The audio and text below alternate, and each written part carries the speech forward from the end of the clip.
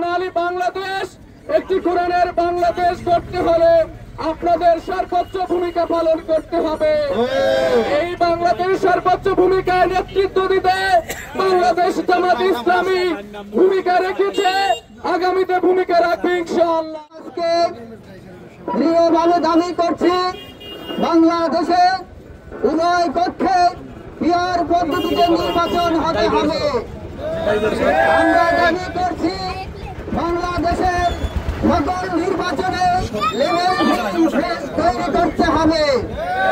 আমরা দাবি করছি, জুলাই সনদ বাস্তবায়ন করতে হবে। সম্মানিত উপস্থিতি, বাংলাদেশ জামাতে ইসলামী আল্লাহর জমিনে আল্লাহর দ্বীন কায়েম করতে চায়। জমিন যার, আইন চলবে তার। সম্মানিত উপস্থিতি, আল্লাহর কোরআনের বিধান অনুযায়ী বাংলাদেশ পরিচালিত হবে ইনশাআল্লাহ। আপনারা জানেন সারা দেশ ব্যাপী আজকে বেশ কয়েকটি দল এই 5 দফার দাবিতে রাস্তায় নেমেছে। আপনারা জানেন ইনশাআল্লাহ এই যে কেন নেমেছে তারা, যে তারা লেভেল প্লেইং ফিল্ড চায়। এখন লেভেল প্লেইং ফিল্ড তৈরি হয় না এদেশে। আমরা 54 বছর ভোট দিতে পারি নাই, 15 বছর ভোট কেন্দ্রেই যাইতে পারি নাই। আমরা সবাই ভোট দিতে চাই না।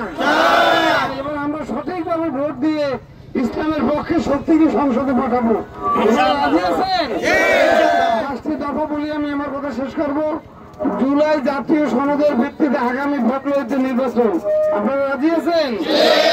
আগামী জাতীয় নির্বাচনে উভয় কক্ষে পিয়ার পদ্ধতি চালু করতে হবে। অবাধ, সুষ্ঠু, গ্রহণযোগ্য নির্বাচনের লক্ষ্যে সকলের জন্য লেভেল প্লেইং ফিল্ড নিশ্চিত করতে হবে। দেশের সরকারের সকল জুলুম, নির্যাতন, গণহত্যা ও দুর্নীতির বিচার দৃশ্যমান করতে হবে। সর্বশেষ স্বৈরাচারের দোষর জাতীয় পার্টি ও 14 দলের কার্যক্রম নিষিদ্ধ করতে হবে। সবাই রাজি আছেন? রাজি হওয়ার কারণে তো আপনারা এখানে আসছেন।